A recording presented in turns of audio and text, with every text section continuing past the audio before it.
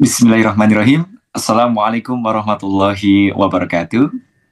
Alhamdulillahirabbil alamin wassalatu wassalamun ala asrofil anbiya'i wal mursalin Sayyidina wa maulana Muhammad wa ala ali Sayyidina Muhammad amma ba'd. Yang terhormat Ustadz Bendri Jesyu Rahman dan juga para hadirin yang berbahagia. Nah, sebelumnya pada kesempatan yang berbahagia ini, mohon izin untuk menghangatkan suasana dan juga untuk mengakrabkan rasa kebersamaan kita. Izinkan saya untuk berpantun terlebih dahulu nih, dan sekaligus menyapa para hadirin yang telah hadir secara virtual di Zoom meeting pada malam hari ini. Baiklah, Bapak Ibu hadirin yang berbahagia, beli ikan patin di Kabupaten Purbalingga. Ketika saya melihat para hadirin, Masya Allah hatiku senang dan bahagia. Nah, semoga Bapak Ibu yang telah hadir di Zoom meeting ini semuanya bahagia dan diberkahi oleh Allah Subhanahu wa Ta'ala, dan tentunya sukses dunia dan akhirat.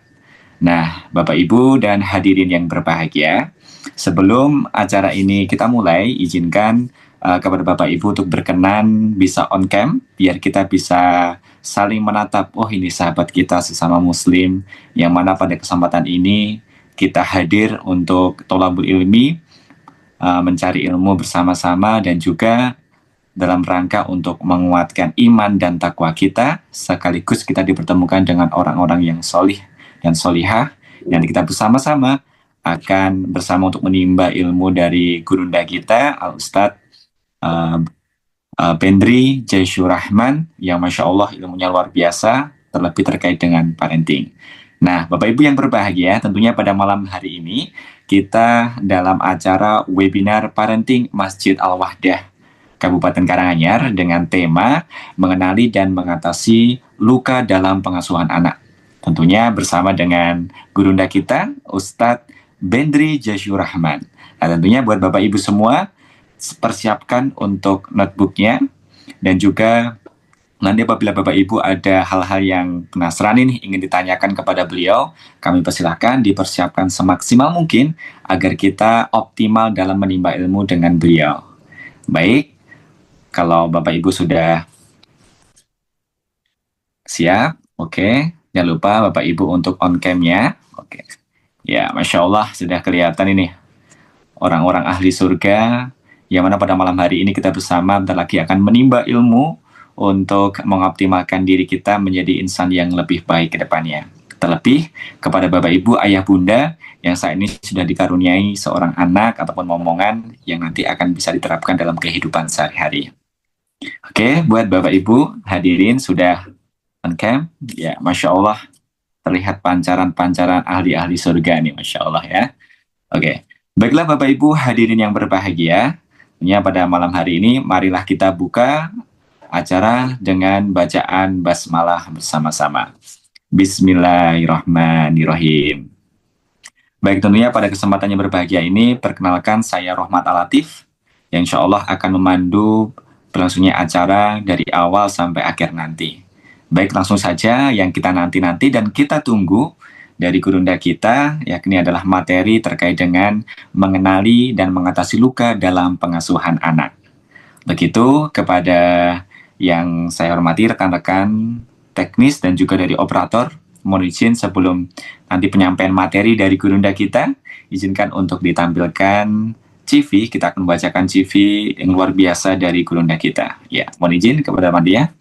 Dan kita bacakan, Masya Allah luar biasa, biodata singkat pemateri kita atau CV dari pemateri kita. Dan nama Ustadz Bendri Jesyu Rahman. Instagram beliau ada @ajopendri.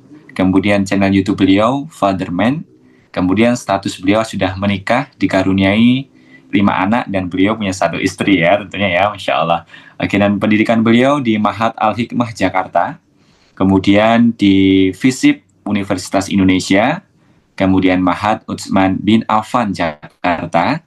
Dan aktivitas saat ini beliau selaku mubalik, pengasuh website www.fatherman.id, kemudian praktisi Islamic Parenting, kemudian pembina @kampung sahabat, kemudian penulis buku serial Fatherman, kemudian narasumber di berbagai seminar. Nah, langsung saja pada kesempatan yang berbahagia ini, buat Bapak Ibu yang berbahagia, langsung saja kita ikuti dan simak bersama penyampaian materi dari Ustadz Bendri Jaisyur Rahman, yang mana nanti kita akan bersama-sama hadir dalam acara yang luar biasa ini. Kepada beliau, kami persilahkan.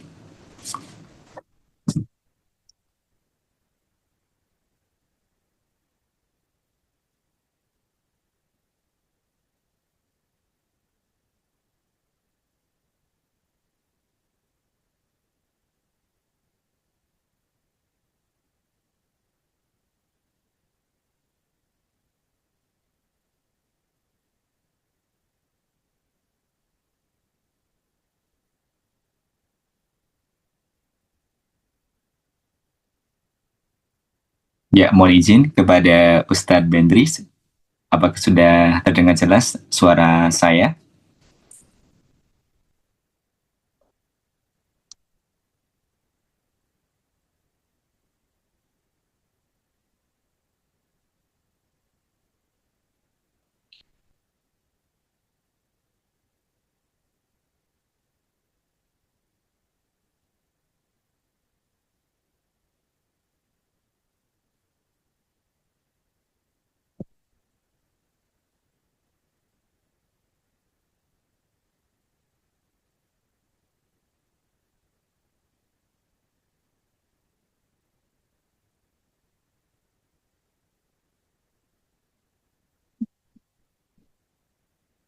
Ya, baik.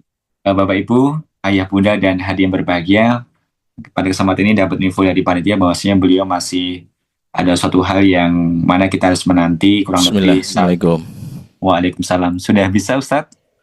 Insyaallah, insyaallah. Masya Allah, tabarakallah. Baiklah Bapak Ibu hadirin berbahagia, marilah kita sambut bersama dan kita perdengarkan. Inilah materi yang luar biasa dari gurunda kita, Ustadz Bendri Jaisyur Rahman. Kami persilahkan kepada Ustadz. Baik, alhamdulillah, jazakallah khair. Bismillahirrahmanirrahim. Assalamualaikum warahmatullahi wabarakatuh. Innal hamdalillah nahmaduhu wa nasta'inuhu wa nastaghfiruh wa na'udzubillahi min syururi anfusina wa sayyiati a'malina. Man yahdihillahu fala mudhilla lahu wa may yudlil fala hadiyalah. Asyhadu an la ilaha illallah wahdahu la syarikalah wa asyhadu anna Muhammadan abduhu wa rasuluhu alladzi la nabiyya ba'dah wa la haula wa la quwata illa billahi wa ba'du. Ikhwatal iman a'azakumullah jami'an, para pemirsa atau para pendengar dari kelas Sakinah Journey yang hadir, termasuk juga buat para jamaah Masjid Al-Wahdah Karanganyar dimanapun saat ini berada yang menyimak kajian secara online. Saya berdoa semoga Allah berkahi kita semua yang hadir dan semoga kita bisa masuk surga bersama-sama semuanya. Amin ya rabbal alamin. Dan terima kasih jazakumullah kafir buat khususnya yang para peserta yang bersedia on cam. Di antara tantangan kajian online itu adalah ketika peserta banyaknya off cam. Ini membuat kadang-kadang pembicara itu jadi kayak ngomong sama tembok ya.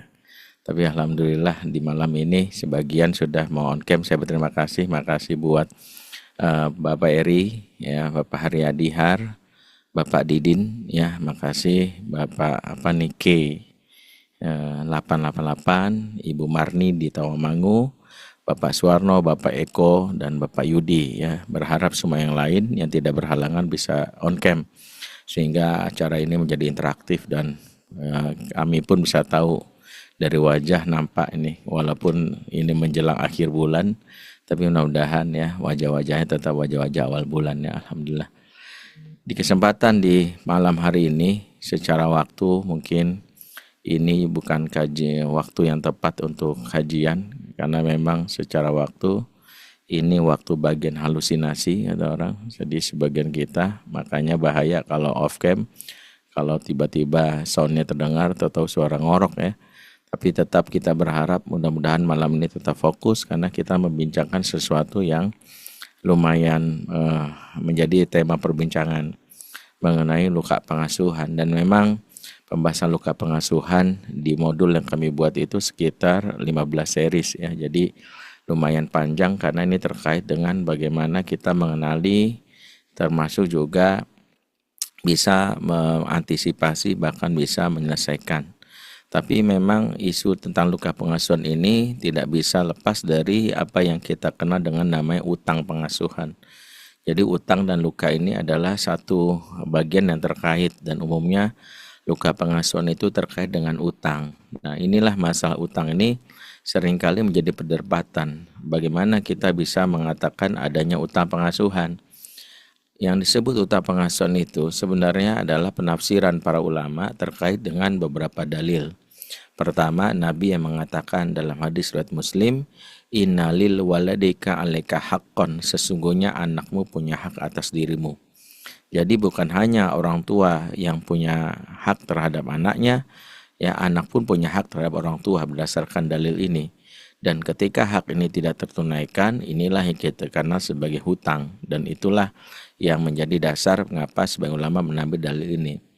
Ada juga dalil yang disebutkan misalnya dalam kitab Tuhfa'al Maulud bi Ahkamil Maulud, juga diriwayatkan dari sanad Abu Daud ketika sebuah athar yang diceritakan tentang Umar bin Khattab, ya disebutkan ja'a rajulun la amirul mu'minin Umar bin Khattab radhiyallahu anhu, datang seorang laki-laki kepada Umar bin Khattab radhiyallahu anhu, ya yashku ilahi ko ibnahu, dia datang, sang lelaki ini mengadukan tentang kenakalan anaknya. Jadi sang ayah ini mengadukan tentang anaknya nakal. Wa nabahu ala uquqahu li abihi, maka Umar pun memarahi anak tersebut yang telah durhaka kepada bapaknya. Faqala al-ibnu, anak ini pun protes, ya Amirul Mukminin, alaysa lil waladi hukukun ala abihi. Wahai Amirul Mukminin, adakah hak anak sama bapaknya? Maka Umar menjawab, qal bala, ada. Fama ya Amirul Mukminin, apa saja hak anak sama bapaknya? Maka Umar menjawab, andan taqiya ummahu, kamu berhak mendapatkan ibu yang baik, wa an yuhsina ismahu, kamu berhak mendapatkan nama yang baik, wa an yu'allimahul kitab, yakni Al-Qur'an, kamu berhak mendapatkan pengajaran kitab, yakni Al-Qur'an. Jadi ini hak-hak yang disebutkan oleh Umar ini, sekian diantara hak-hak yang menjadi hak anak terhadap orang tuanya. Faqala al-ibnu, anak itu pun berkata lagi, ya Amirul Mukminin, innahu lam yaf'al syai'an min dzalik, sesungguhnya tidak satu pun yang kau sebutkan ditunaikan oleh ayahku. Maka dia pun berkata, amma ummi fa innaha zanjatun kanat la majusi, ibu saya seorang negro dan agamanya majusi. Jadi sang ayah waktu nikahin emaknya nggak mikirin walaupun agama ibunya majusi. Makanya penekanan dari Athar ini pakai kalimat la majusi dalam taukid, ya, bagi mengerti bahasa Arab, lam taukid itu dalam penegasan. Jadi ada penegasan di majusinya, bukan karena negronya. Kemudian dikatakan waqad samania ju'lan, dan saya dikasih nama ju'lan, ayhun fasa, ya artinya curut atau kecoa, ya. Jadi sang anak dikasih nama yang bapaknya tidak mikirin dalam hal ini maknanya, ya maknanya ternyata buruk, ya. Dan ini memang tradisi sebagian orang Arab jahiliyah yang ngasih nama anak itu yang penting mudah diingat, karena mereka anaknya banyak, istrinya juga banyak, sehingga gampangnya anak itu diingat berdasarkan kapan lahirnya, berdasarkan kejadian. Kalau lagi perang, harb, dikasih nama harb, ya. Harbi. Kalau lagi lewat anjing, kasih nama kalbi.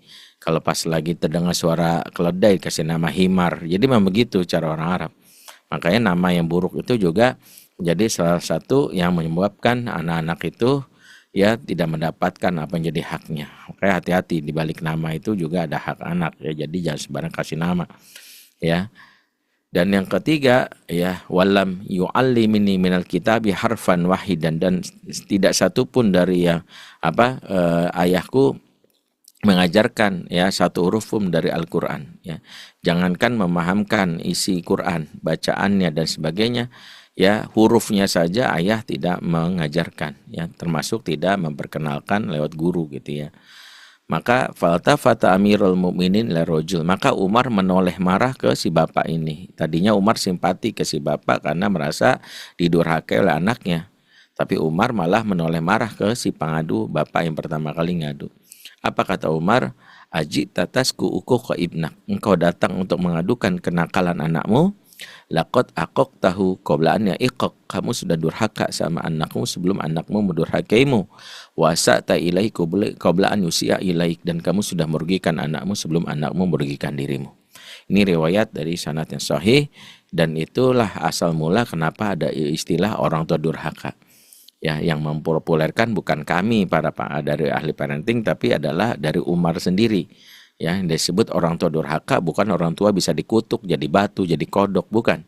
Orang tua durhaka adalah orang tua yang menuntut anaknya soleh dan soleha, tapi hak anak di masa kecil diabaikan, dan inilah yang kita kenal dengan istilah utang pengasuhan. Jadi utang pengasuhan itu adalah sebuah hal yang menjadi hak anak yang tidak tertunaikan, dan itu berdampak ketika anak sudah beranjak dewasa, terutama ketika anak sudah menjadi orang dewasa, perilaku-perilakunya perilaku yang menyebalkan. Sehingga sejatinya ketika anak sudah dewasa dia menjalani perilaku yang menyebalkan, bisa jadi itu adalah ya dia sedang jadi debt collector atas haknya yang tak diberikan di masa kecil. Itulah kenapa sebagian ulama mengatakan al-hadona kaddain, pengasuhan itu ibarat utang piutang. Apa yang kita tidak berikan hak anak di masa kecil, anak akan menagih dewasa dengan perilaku yang menyebalkan, ya. Jadi kalau anak sudah gede nyebelin banget, itulah yang kita sebut dia sedang jadi debt collector atas haknya yang diberikan masa kecil. Jadi dalil-dalil ini membuat kita memahami betapa ternyata menjadi orang tua itu salah satu yang harus dipahami adalah menjalankan tugas yaitu memberikan apa yang menjadi hak anak. Ya, makanya ketika kita bicara tentang hal ini maka mudah-mudahan nasihat ini adalah nasihat yang diterima buat kita sebagai orang tua. Tolong yang ikut kajian ini jangan menjadikan nasihat ini justru untuk mengevaluasi orang tuanya, bukan. Jadi ini jangan sampai salah kaprah. Ada orang belajar parenting, apalagi bahas tentang utang dan luka pengasuhan, langsung habis itu langsung berkesimpulan, oh begitu bapak saya ini kurang ajar sama saya. Bapak saya durhaka sama saya, pantas saya begini. No, jangan jadikan parenting untuk alat atau ilmu menghujat orang tua. Bukan itu maksudnya. Bab tentang birrul walidain itu ada lagi. Tapi hari ini mudah-mudahan yang hadir harus ingat dan sepakat. Jadikan hari ini saya sebagai orang tua dan calon orang tua. Jadi tidak ada gara-gara kajian ini lantas memikirkan, oh kok begitu bapak saya durhaka tuh, pas kata Umar tuh. Ya, bukan itu maksud dari kajian ini, karena kajian ini membahas tentang apa menjadi tanggung jawab orang tua. Nah, dari sinilah kita akan memahami bahwa ternyata itulah yang disebut utah pengasuhan. Utah pengasuhan itu kalau kita simpulkan adalah apa yang menjadi hak anak yang sejatinya menjadikan mereka tumbuh menjadi pribadi yang sehat jiwa dan sehat akalnya serta sehat fisiknya. Dari sinilah para ulama menyimpulkan setidaknya ada 5 hak anak yang kalau tidak tertunaikan itu namanya adalah utang. Dari sini antar kita akan simpulkan beberapa hak tersebut. Ya, dari situ nanti muncullah apa yang disebut dengan luka. Yang pertama adalah hak spiritual. Spiritual itu bukan berkait dengan perintah anak untuk ibadah. Hak spiritual adalah ketika kita menjadikan sejak masa kecil anak terkoneksi kepada Allah. Karena spiritualitas bukan tentang ibadah, tapi tentang koneksi kepada Allah yang wujudnya adalah ibadah. Maka kalau ada anak di masa dewasanya malas sholat, jangan-jangan karena spiritualitas yang menjadi haknya tak ditunaikan, karena kita lebih sibuk membuat anak memahami fikih sholat daripada mengapa sholat alias akidah. Kita sibuk untuk membuat anak hafal Quran, tapi kita sampai lalai mengingatkan anak tentang siapa yang kamu baca ini, yaitu adalah firman Allah. Siapa Allah, itu yang kita lupa tunaikan. Maka spiritualitas itu terkait dengan bagaimana di usia 0 sampai 7 tahun anak terkoneksi kepada Allah dalam setiap aspeknya. Dan Allah ingin namanya dikenal dengan nama yang pertama Ar-Rahman Ar-Rahim. Maka dari sisi inilah kita memahami kenapa ada anak-anak yang usianya sudah balik kok susah ibadah, susah sholat, karena spiritualitasnya rendah mengakibatkan tidak punya gairah dalam ibadah yang membuat ibadah itu tidak berbekas pada jiwanya karena spiritualitas yang kosong. Jadi jangan heran ada anak-anak yang sholat tapi tidak terkoneksi kepada Allah, dan itu jangan-jangan bukan sholat ya, tapi senam yoga syariah, dan itu yang sering tidak sadar oleh anak-anak kita. Yang kedua, hak anak untuk intelektual terkait dengan kebutuhan akal. Spiritual sudah akal, yaitu intelektual. Disinilah peran orang tua mengasah akalnya sehingga menjadi anak yang perintah Quran itu la'allakum ta'qilun, la'allakum tatafakkarun. Sehingga kalau ada anak yang seperti ini nggak pernah dilatih akalnya, tumbuhlah anak-anak yang ketika dewasanya punya kalimat yang klise. Apa itu? Terserah. Nak, mau makan mie ayam apa nasi goreng? Terserah. Nanti habis dari SMP Karanganyar, SMP Islam di Wahda Karanganyar mau ke mana? Pesantren atau ke ini? Terserah. Kalimat terserah bisa jadi adalah indikasi dari matinya yang kita kenal adalah fungsi akal anak akibat tidak distimulan dari kecil. Inilah yang disebut fenomena thinking shock atau gegar berpikir atau lazy mind. Ya, sehingga di balik kata terserah itu tersimpan bisa jadi ada petunjuk mereka mengalami kondisi yang bisa jadi mengalami yang disebut adalah otak yang tidak terpenuhi. Makanya perintah Quran tentang berpikir itu perintah yang harus kita jadikan sebagai acuan dalam pengasuhan. Jangan sungkan untuk melatih dialog anak, dan itulah dilakukan oleh Ibrahim kepada Ismail saat anaknya sudah balik. Bahkan sebutkan, ada yang menyebutkan saat anaknya berumur 7 tahun. Falamma balagha mau saya qol ya bunayya inni ara fil manami anni atsbauka fanzur madza tara. Tatkala anaknya sudah sampai di usia yang diajak bekerja sama, maka dia ditanya, wahai anakku, ayah bermimpi di malam hari seolah menyembelihmu, bagaimana menurutmu? Pendapat bagaimana seorang Ibrahim meminta pendapat anaknya sebagai bagian dari perintah untuk melatih daya pikir anaknya. Inilah diantara yang mungkin kita lupakan. Yang ketiga, apa yang disebut adalah hak anak secara emosional. Disinilah anak membutuhkan yang disebut kasih sayang, mulai dari kata-kata yang baik, ya, mulai dari perilaku sentuhan, pelukan, bahkan hadiah. Ada yang disebut kata-kata cinta yang bahasa cinta. Dan ketika ini tidak tertunaikan, disitulah akhirnya kita menunai yang disebut utang pengasuhan yang membuat anak-anak tidak peka rasa. Makanya jangan heran kok ada anak yang tidak empati, ya, ada misalnya ada tetangga ya orang kecelakaan dia malah videoin bukan menolong karena dianggap konten, ya, itulah yang terjadi. Nah, yang mengerikannya adalah utang pengasuhan terkait emosi ini bisa menjelma menjadi luka. Jadi sebagian besar luka pengasuhan adalah kebutuhan emosi yang tidak terpenuhi. Sehingga muncullah luka yang berujung pada rasa kecewa, amarah, apalagi kalau di umur di mana mereka disayang, maka mereka mengalami ya kondisi di mana tekanan mental, dan luka inilah yang berujung kepada kondisi mereka di masa depan, ya, mereka menjadi pribadi yang emosional, gampang marah dan sebagainya. Itu yang disebut utang secara emosi. Ya, pembahasannya akan panjang sekali. Tapi yang mau kita bahas adalah poin yang ketiga yang disebut luka. Nah, luka inilah yang sering kita tidak sadari, itu berdampak kepada perilaku anak yang berujung kepada dua aspek. Yang kedua, pertama aspek internal, di mana luka ini akan membuat anak akhirnya menjadi pribadi yang dia tidak punya harga diri, cenderung minder, tidak punya keberanian, penakut, ya, pasif. Makanya bagi anak-anak yang kena bagian luka ke dalam ini, biasanya dia menjadi pribadi yang tadi, ya, dia menjadi tidak berani, ya, bahkan dia menjadi pribadi yang penakut, dan itu disebabkan apa? Salah satunya adalah karena efek dari luka. Ada juga efek luka ini keluar, jadi pribadi yang gampang marah, emosional, kemudian agresif, ya, bahkan dia cenderung melakukan permusuhan. Bahkan kalau kita lihat misalnya orang-orang yang cenderung misalnya melakukan permusuhan di sosial media, ya, bahkan nyinyir, ya, dan itu ternyata ada aspek apa yang tidak terpenuhi di masa kecil, terutama nanti terkait dengan sentuhan dan pelukan. Bahkan beberapa ahli menyebut ada sindrom yang dialami namanya sindrom skin hunger. Skin hunger adalah sindrom yang dialami oleh anak-anak yang nggak pernah dipeluk di masa kecilnya.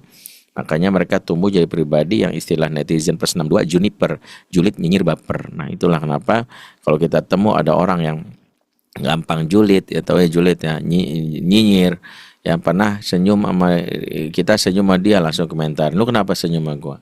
Maksud lu apa? Nah, begitu kita bilang enggak kok, saya cuma untuk biasa aja. Alah, lu maksudnya jelek kan? Ya udahlah, kita nggak mau ribut. Akhirnya kita berusaha untuk tidak mencari masalah. Makanya kita akhirnya nggak usah ribut lagi sama dia. Besok nggak mau senyum, ya. Besoknya kita lewat dia nggak senyum. karena takut kalau senyum diprasangkai. Begitu kita lewat gak senyum langsung apa komentar dia, tuh orang sombong banget sih. Jadi memang ada beberapa orang yang cenderung melihat negatif orang lain, dan itu ternyata kita kenal dengan luka pengasuhan. Nah, luka pengasuhan ini yang terasa adalah 3 aspek yang akan dirasa. Satu, pertama diri dia sendiri yang merasa hidupnya tidak tenang, gampang ke-trigger, gampang marah. Makanya kadang hidupnya sudah berkecukupan, kaya raya, tapi hatinya gelisah. Karena setiap luka pengasuhan itu menyimpan apa yang disebut frozen emotion. Ya, kalau frozen food tau lah ya gitu. Kalau frozen emotion apa? Frozen emotion itu emosi yang membeku dan itu tersimpan. Kalau ingin memahami frozen emotion itu, coba bayangkan Bapak dan Ibu lagi jalan, lagi naik sepeda, tiba-tiba jatuh ke bentur tiang listrik. Yang terjadi benjol, entah itu di bagian telapak tangan atau misalnya di kepala. Benjol itu adalah darah yang tidak keluar, ada sebagian juga bisul. Sama, benjol dan bisul adalah sebuah permisalan dari frozen emotion. Ketika benjol ini gak sengaja kesenggol, kira-kira apa terjadi? Sakit tau, kenapa sih megang sakit itu? Kenapa ada orang yang benjolnya kena langsung sakit? Kenapa benjol itu tidak keluar? Nah, frozen emotion itu sama, dia adalah luka yang terpelihara akibat tidak keluar, sehingga membuat orang di masa depan itu dia bermasalah untuk berapa hal. Makanya dengan pasangan cenderung mudah tersinggung, dengan orang lain apalagi. Contoh misalnya, saya pernah tangani ada orang yang dia dulu masa kecilnya sama bapaknya sama ibunya sering dibully tanpa sadar karena badannya yang terlalu gemuk ya, sehingga dibilang ya maaf ya disebutlah body shaming yang tidak mengenakan gitu. Gara-gara itu dia setelah remaja dewasa dia melatih dirinya sampai dia alhamdulillah badannya inilah stabil sehat gitu ya. Ketika dia menikah sama suaminya ngomong yang sederhana aja tapi dia bisa tersinggung. Misalnya, "Dek, sini deh aku mau ngomong sama kamu." "Ngomong apa Mas?" "Dek, setelah aku timbang-timbang." Kenapa ngomong timbangan Mas?" Gitu ya. "Loh, ngomong timbang ya tadi kamu ngomong timbang-timbang, maksudnya aku pikir-pikir deh. Kamu sengaja nyindir aku ya, aku udah gemuk ya," gitu. Jadi ada beberapa orang yang gampang banget ke-trigger untuk urusan yang sebenarnya nggak seperti itu. Kemarin misalnya ada salah satu akhwat cerita, ya suaminya misalnya bercandain dia tentang poligami. Dia langsung marah luar biasa. Padahal suaminya bercanda ya, namanya kan ada suami yang poligami cuma dicandai aja karena nggak berani beraksi kan gitu ya. Maka dia candai gitu. Ketika dia candai, ternyata istrinya langsung bilang, "Jadi kamu ya apa sih Mas?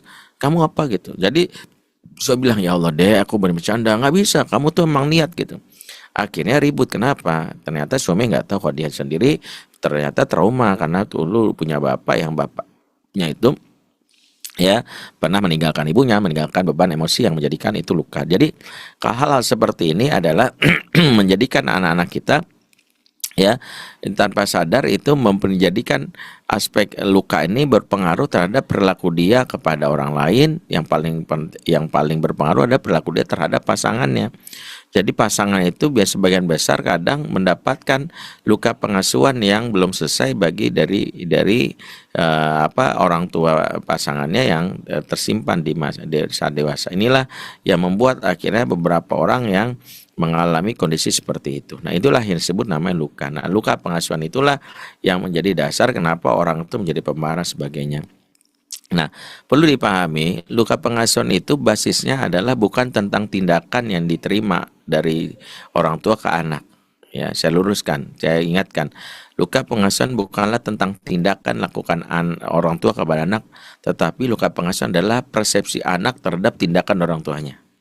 Coba pahami kalimat saya pelan-pelan supaya bisa memahami. Luka pengasuhan bukanlah tindakan ortu kepada anak, tapi persepsi anak akan tindakan ortu kepadanya. Jadi basisnya ada persepsi. Maksudnya gini, walaupun anak misalnya orang tuanya kasar, belum tentu luka. Ya, belum tentu luka. Misalnya ini terjadi yang disebutkan dalam riwayat ya Ibnu Jarir, kisah tentang ibunda dari Zubair bin Awam yang bernama Sofiyah binti Abdul Muthalib. Sofiyah ini adalah seorang ibu yang berjanda karena Awam ayah dari Zubair ini wafat sehingga buat dia menjanda. Pada saat Sofiyah menjanda, dia mengurus Zubair dengan satu tipe perilaku yang sungguh mungkin di luar nalar dari seorang ibu. Apa itu? Zubair setiap hari digebukin sama Sofia tanpa alasan, tanpa sebab. Ya bayangkan kasarnya, digebukin sampai Zubair tuh kesakitan. Umi kenapa pukul aku? Sampai akhirnya keluarlah kalimat dari Sofia, karena aku nggak mau kamu jadi lelaki yang cengeng, sebab bapakmu sudah wafat. Ibu tidak tahu bagaimana mendidik kamu jadi laki-laki yang tangguh. Jadi kalimat ibunya ini itu walaupun berbekas dalam konteks perilakunya, itu membuat sang Zubair tidak berpersepsi bahwa ibunya jahat. Ibunya dalam hal ini menyakiti, tidak. Ibunya hanyalah dalam tanda kutip ibarat seorang ibu yang pengen anaknya baik tapi nggak tahu caranya, maka tindakan seperti itu. Zubair berhasil meredam prasangka dia sehingga perilaku ibunya yang kasar tersebut tidak berujung pada luka. Kenapa? Karena luka itu terkait dengan persepsi. Itu yang perlu kita pahami. Jadi persepsi terhadap perilaku orang tua itu bisa membuat yang namanya luka. Yang kedua, ya, luka itu juga kalau kasar belum tentu luka, yang lembut dan tidak kasar pun belum tentu tidak menimbulkan luka. Ini juga perlu dipahami. Misalnya ada orang tua yang merasa saya udah baik ya sama anak gitu ya. Tapi kok kenapa anak saya ini? Karena ada persepsi yang nggak kita sangka. Saya kasih contoh misalnya Nabi Yusuf ya, saudara-saudara Nabi Yusuf. Nabi Yusuf ya kita tahu punya ayah yang seorang Nabi Yakub yang baik luar biasa. Tapi ternyata saudara-saudara Yusuf itu menyimpan luka akibat perilaku ayahnya dianggap tidak adil. Kalimat ini bisa kita lihat dalam surat Yusuf ayat 8 ketika mereka berkata, la Yusufu wa akhuhu ahabbu ila abinna minna. Sungguh Yusuf dan saudaranya Bunyamin lebih disayang ayah daripada kita. Jadi mereka melihat ayahnya yang baik itu justru dianggap sebagai ayah yang menimbulkan luka karena merasa kami nggak disayang. Sementara Yusuf disayang. Padahal tidak mungkin seorang nabi tidak sayang sama anak-anaknya. Ini masalah persepsi. Jadi luka itu terkait dengan persepsi sehingga kadang perilaku-perilaku yang kita anggap kasar bisa jadi nggak menimbulkan luka. Karena itu ada juga perilaku yang kita sebut luka ya yang baik itu malah menimbulkan luka dan itu semua karena persepsi. Saya misalnya pernah ada seorang ayah ya di Bali waktu itu ngundang saya, seorang GM dari sebuah hotel, bukan GM deh, marketing lah pokoknya. Saya disambut dengan baik sekali, dilayani dengan baik. Saya belum pernah ketemu orang yang menurut saya melayani dengan tulus. Memang karakternya menyenangkan sekali gitu ya. Sampai saya ingat setelah dia pulang sebelum saya pulang dia sempat bertanya sama saya, Ustadz adakah masukan untuk saya dengan segala yang saya lakukan ini, apakah ada yang perlu diperbaiki? Saya bilang, Masya Allah, saya bersyukur bisa kenal sama Bapak karena Bapak baik sekali melayani saya. Belum pernah loh saya dapatkan pelayanan sekualitas ini gitu. Alhamdulillah Kak Ustadz. Jadi menurut Ustadz apa yang saya lakukan sudah baik. Iyalah Bapak udah baik, makasih Ustadz. Itu yang membuat saya bingung Ustadz. Maksudnya orang lain menganggap saya sudah menjadi orang yang baik dan pelayan saya. Tapi entah kenapa anak saya itu marah dan benci sama saya. Saya kaget, masa sih Bapak kasar? Enggak, saya juga nggak tahu. Ya, saya nggak pernah kasar sama anak.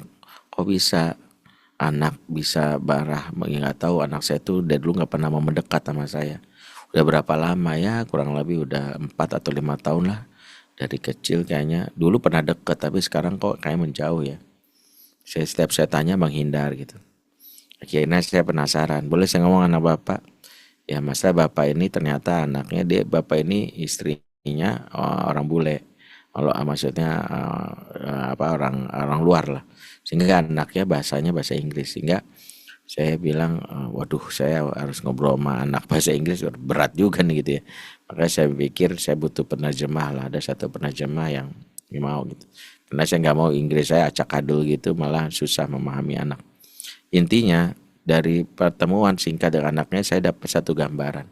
Jadi ada kejadian di mana anak ini cerita ketika dia berumur kelas 3 SD atau kelas, saya lupa 3 tahun atau 3 SD gitu ya.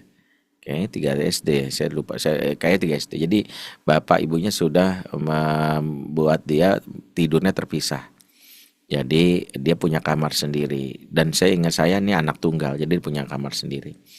Nah, si anak ini karena udah punya kamar sendiri, suatu malam dia ingin pipis malam-malam, dan kamar toiletnya di luar dari kamar tidurnya.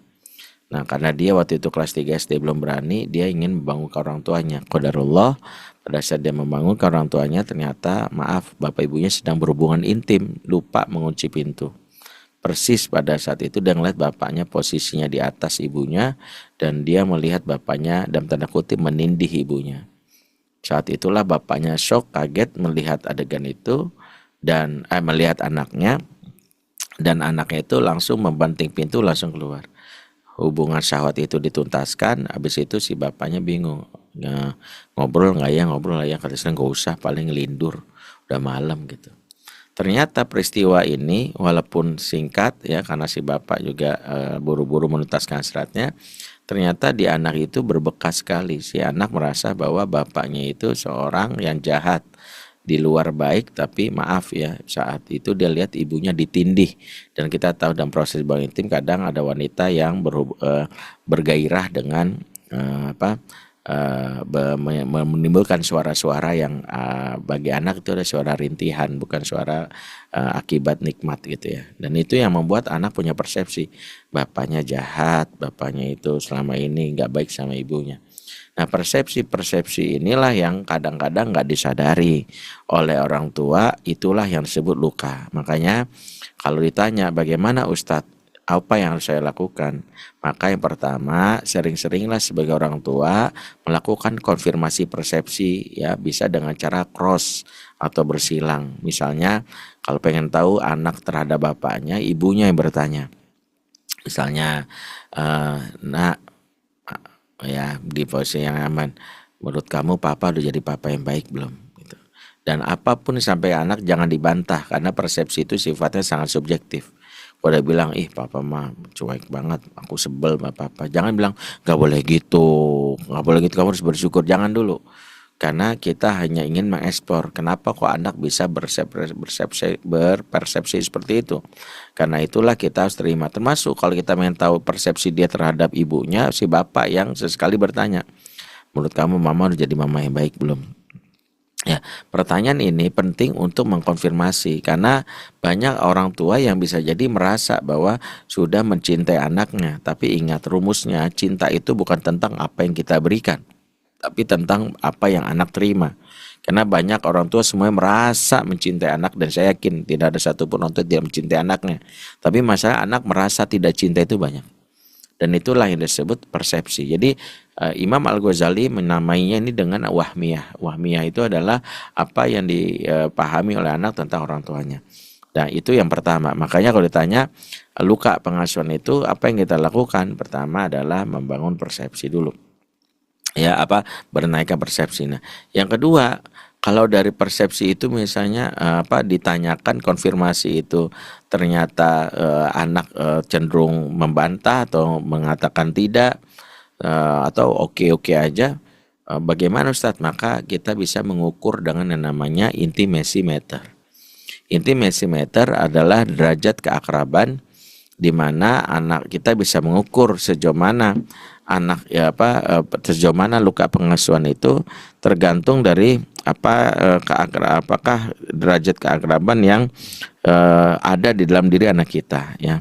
Ada 20 indikatornya, saya nggak hafal ya. Makanya di sini ya, inilah kenapa susahnya kajian ini yang sifatnya serinya 13 harus diringkas sepadat-padatnya, sesingkat-singkatnya supaya bisa dipahami dengan mudah ya. Izin, karena itu ada beberapa hal yang saya harus lihat contekan, terutama terkait dengan bagaimana luka pengasuhan itu bisa jadi kita harus lihat dari sisi aspek sejauh mana misalnya pengaruhnya kepada jiwa seseorang.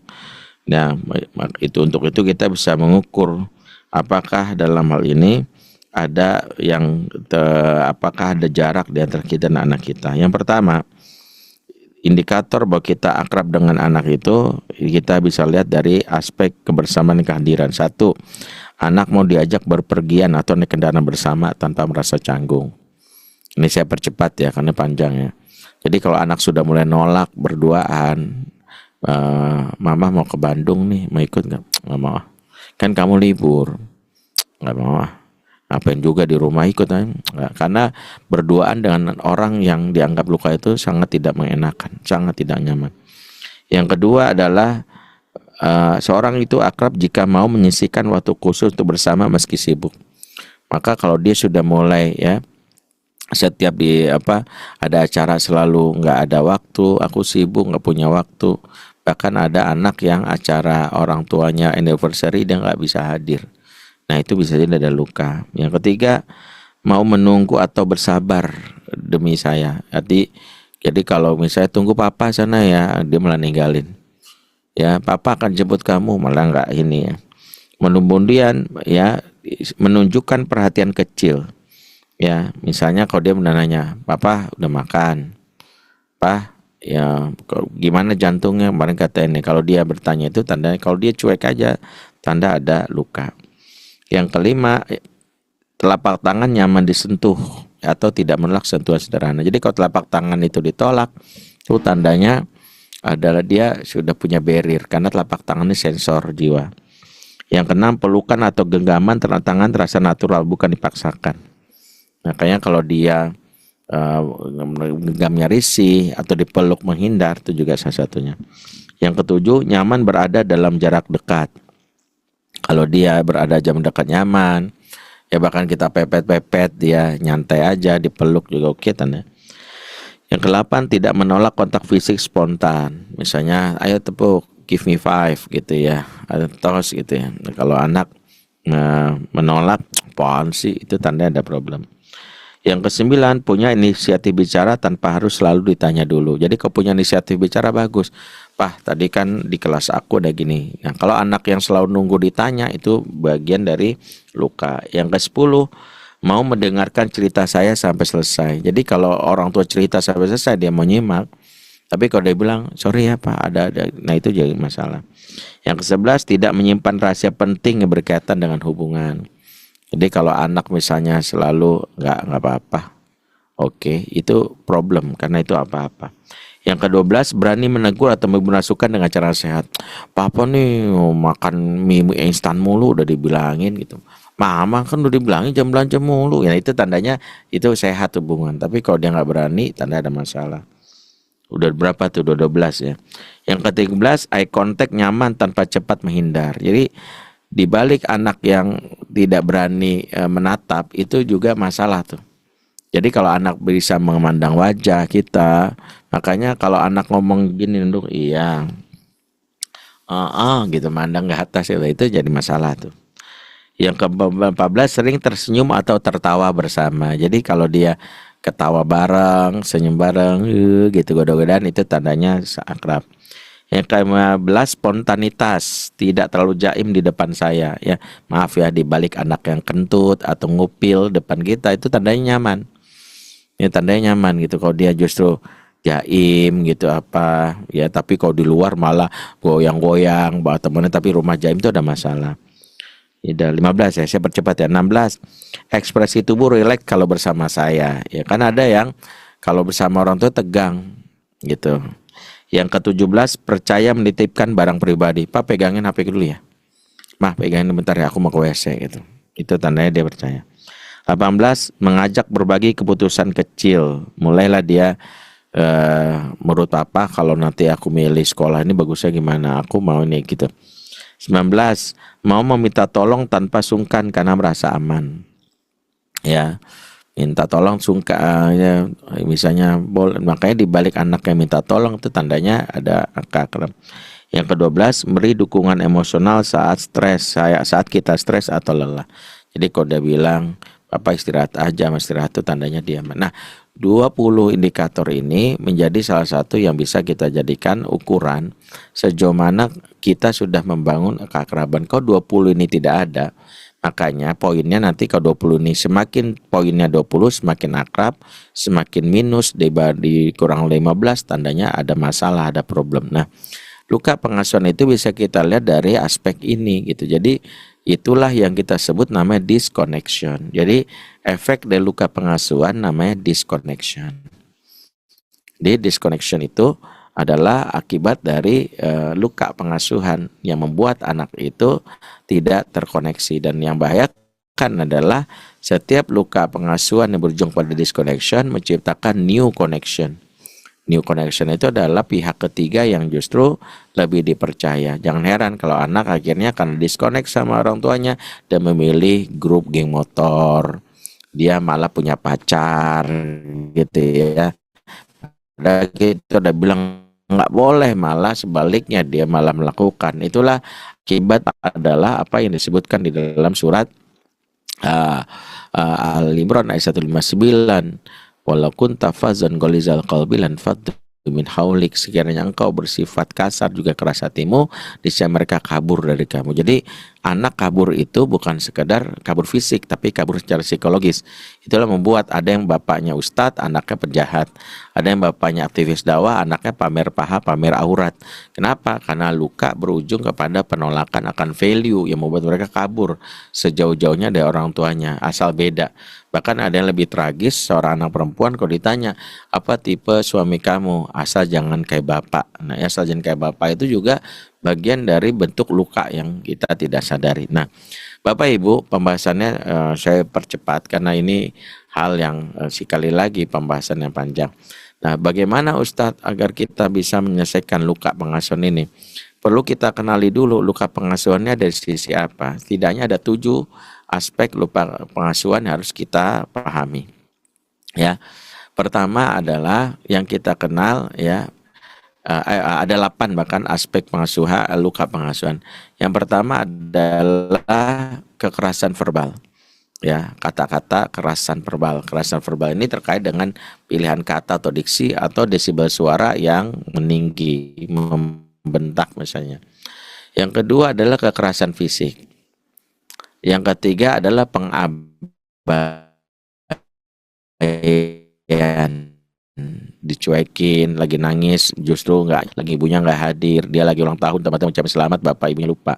Itu pengabaian namanya, itu menimbulkan luka. Yang keempat adalah ya tuntutan berlebihan. Kamu tuh ya, terutama anak pertama, sebagai anak pertama itu bisa jadi luka. Ya, tuntutan berlebihan. Ya, kamu jangan bikin malu, papa ini ustadz, itu juga tuntutan berlebihan. Yang kelima adalah merasa tidak dipercaya. Ya, itu juga mana bisa, emang kamu bisa. Yang udah berapa tuh? Saya lupa lah. 5 ya. Itu 2, 5 sekarang 5 ya. Merasa tidak percaya. Berikutnya adalah ekspresi wajah yang terekam, yang tidak menyenangkan. Itu yang Yang ke-6 ya. Yang ke-7 merasa dibandingkan. Sini aja bisa, masa kamu enggak gitu. Yang ke-8 adalah kenangan pahit akan perilaku orang tua di masa lalu. Ya, kenangan buruk ya, misalnya orang tua yang dulu pernah merampok, ya meninggalkan, selingkuh, itu adalah kenangan yang terekam di kepala anak. Nah, 8 hal inilah yang disebut luka yang harusnya diantisipasi oleh orang tua. Nah, 8 inilah yang harus kita kenali untuk kita selesaikan. Nah, untuk itulah kita tidak bisa menyelesaikan kajian ini secara detail karena 8 ini harus kita bahas satu persatu. Misalnya bagaimana menyelesaikan kekerasan verbal yang pernah dialami, bagaimana tuntutan berlebihan, itu berbeda treatmentnya. Baik. Terus bagaimana Ustadz kalau ternyata sudah terlanjur? Nah, tinggal kita lihat kalau ternyata ada luka yang terjadi dengan anak kita, maka yang pertama mohon ampun dulu kepada Allah. Ini sebagai penutup singkat ya. Minta ampun kepada Allah. Ini penting. Kenapa minta ampun kepada Allah? Karena kalau itu terkait dengan hak anak yang tidak terpenuhi, itu adalah dosa kita yang tidak kita sadari. Karena itu kita tidak ingin Allah murka karena anak itu titipan Allah yang harus kita jaga. Karena itu kita minta ampun kepada Allah. Yang kedua, ya akui, ya menerima ini, jangan menolak, denial. Ya karena kita harus terima, kita bisa jadi kalau menolak susah menerima bahwa kita memang pernah melakukan itu. Yang ketiga adalah kerjasama dengan pasangan, bagi yang punya pasangan. Karena luka pengasuhan ini akan bisa kita tangani kalau bersama pasangan kita saling kerjasama. Jadi nggak ada lagi salah menyalahkan. Mari bantu. Yang keempat, tahapan memulainya dengan meminta maaf. Maaf dalam bahasa komunikasi bukan menunjukkan sekedar kita salah. Maaf adalah menunjukkan kita terkoneksi. Makanya jangan sungkan meminta maaf walaupun bisa jadi nggak sepenuhnya salah kita. Karena bisa jadi kita pernah membentak anak karena anak bandel gitu. Tapi maaf itu ada cara kita mengkoneksikan diri agar anak mau menerima kita, seperti yang dilakukan Nabi yang diriwayatkan dalam hadis riwayat Muslim dari istrinya bernama Sofia, yaitu famazala ya'taziru ilayya, Nabi itu setiap malam selalu minta maaf kepadaku. Berarti Nabi menunjukkan ingin terkoneksi sama istrinya. Berikutnya adalah setelah minta maaf, maka mulailah kita ya menumbuhkan cinta, karena yang mampu membuat anak itu berdamai dengan luka namanya cinta. Luka itu obatnya cinta. Maka mari tumbuhkan cinta. Gimana cara menumbuhkan cinta? Maka yang fokus kita adalah fokuslah untuk mengkoneksi, jangan disibukkan dengan mengkoreksi. Rumusnya adalah connection before correction. Jadi jangan sibuk mengkoreksi anak.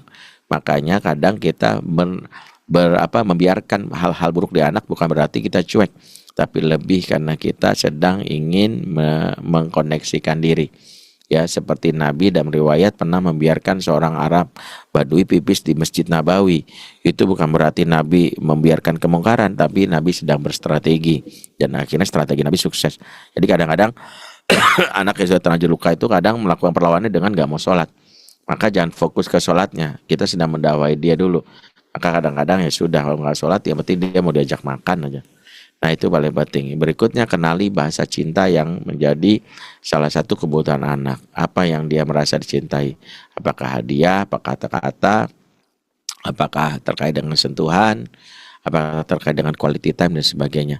Berikutnya adalah luangkan waktu semaksimal mungkin. Ingat, tidak ada cara mengobati luka kecuali dengan meluangkan waktu sebagai salah satu caranya. Karena anak itu melihat dari waktu yang diluangkan itulah menunjukkan keseriusan kita dalam perdamaian. Anak yang selalu diberi waktu sisa, di mana orang tua untuk mengobati luka itu nunggu kalau ada waktu libur. Kalau udah nggak libur ditinggalkan, maka anak tidak merasa terkesan dengan perilaku orang tuanya. Itulah yang harus dilakukan. Yang terakhir, serahkan sama Allah, karena ingat, jangan pernah berpikir langsung sukses memperbaiki kualitas hubungan dengan anak, karena proses kita menyakiti yang panjang itu harus dibalas dengan waktu yang lama juga. Ada orang tua yang baru belajar parenting, Ustadz saya udah belajar sama Ustadz, tapi anak saya masih begitu-gitu aja, susah banget diajak dekat sama saya. Saya tanya, ibu melakukan kesalahan parenting berapa lama? Ya kurang lebih 15 tahun Ustadz. Nah, ibu berubah berapa lama? Baru 2 bulan. Ya nggak nyambung. Kalau 15 tahun melakukan kesalahan, logikanya 15 tahun lah memperbaikinya. 15 tahun lah memperbaikinya. Tapi kalau mau cepat gimana Ustadz? Capek juga. Nah, kalau mau cepat, minta tolonglah kepada Allah dengan cara memperbanyak amal soleh. Maka poin yang berikutnya yang harus kita lakukan yaitu adalah memperbanyak amal soleh sebagai pelumas yang membuat usaha kita memperbaiki hubungan dengan anak menjadi salah satunya dengan mudah. Itulah yang dilakukan oleh Sofiyah binti Abdul Muthalib. Disebutkan dalam riwayat, beliau setelah kita tahu tadi menyakiti, berbuat kasar sama anaknya, beliau melakukan amal soleh dengan menjadi mujahid, mendaftar di bagian jihad yang itu diizinkan oleh Nabi. Jadi amal soleh dengan berjihad pada dia seorang perempuan. Jadi memang seorang perempuan yang melakukan hal ini, walaupun dia tahu bahwa nggak boleh, dia memaksakan diri karena dia ingin dalam ini menghapus dosa-dosanya dengan beramal soleh. Jadi amal soleh yang banyak adalah salah satu cara mempercepat cara kita mengobati luka. Jadi kalau kita tahu punya masalah dengan anak, maka jangan sungkan. Bagi kita punya harta banyak, sedekahkan dengan banyak, wakafkan apa yang kita miliki. Atau kalau nggak punya harta, totalitas dalam ke amal soleh, bantu lembaga sosial dan sebagainya. Itu diantara yang bisa kita lakukan. Taib, itu dulu yang bisa sampaikan karena waktunya sudah lewat dari kurang lebih sejam ya. Itu yang bisa kami sampaikan. Aku lu kala zafar. Assalamualaikum warahmatullahi wabarakatuh.